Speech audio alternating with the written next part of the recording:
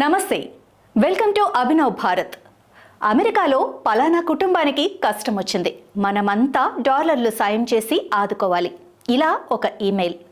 అతను చనిపోయాడు, ఆ కుటుంబం కోసం మనమే ఇంత డబ్బు పోగేసి ఇవ్వాలి. ఇలా మరొక వాట్సాప్ లింక్. అమెరికాలో పలానా కుర్రాడి చదువు ఆగిపోయింది, అతని ఫీజు కోసం కొన్ని డాలర్లు కావాలి. ఇలా మరొక మెసేజ్.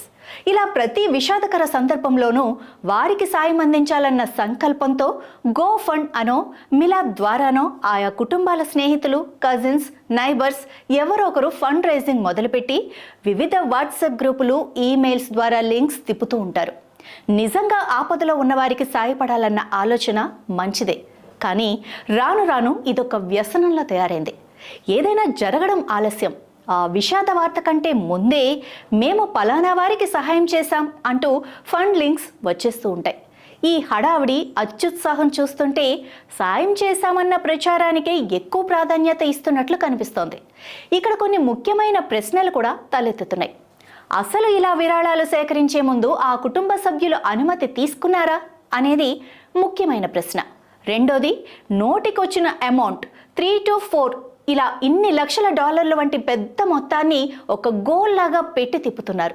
అసలు దుర్ఘటన జరిగిన కుటుంబాలకు ఎంత అమౌంట్ అవసరమో ఎవరు నిర్ణయిస్తున్నారు? అసలు దురదృష్టవశాత్తు దూరమైన పిల్లల మీద విరాళాలు సేకరించడానికి ఎంతమంది తల్లిదండ్రులు ఒప్పుకుంటారు?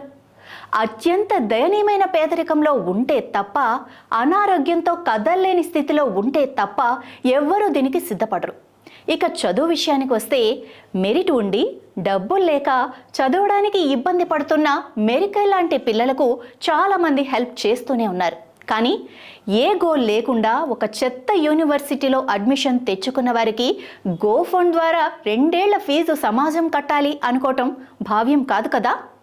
ఇంకా ముఖ్యమైన విషయం ఏంటంటే, అసలు పోగైన విరాళాలు ఎంత? అందులో గో ఫండ్ కోసమో చేయకూడనిది, అది ఖచ్చితంగా అవసరంలో ఉన్న వాళ్ళను ఆదుకోవటానికే ఉద్దేశించబడాలన్న ఒక అభిప్రాయం వ్యక్తమవుతోంది. లక్షలాది డాలర్లను వసూలు చేయటం ఒక గోల్ లాగా పెట్టడంపై వ్యతిరేకత వ్యక్తమవుతోంది. చివరిగా ఒక్క మాట, ప్రార్థించే పెదవుల కన్నా సాయం చేసే చేతులు మిన్నా అన్నారు మదర్ తెరీసా. సో సాయం చేయండి, ఆలోచించి చేయండి. నాయకులారా, మీ పనితనం మీ అధినాయకులకు తెలియజేయాలనుకుంటున్నారు. ప్రజలారా, మీ సమస్యలను మీ నాయకులకు తెలియజేయాలనుకుంటున్నారు. ప్రజా సమస్యల పరిష్కార వేదిక మీ అభినవ్ భారత్.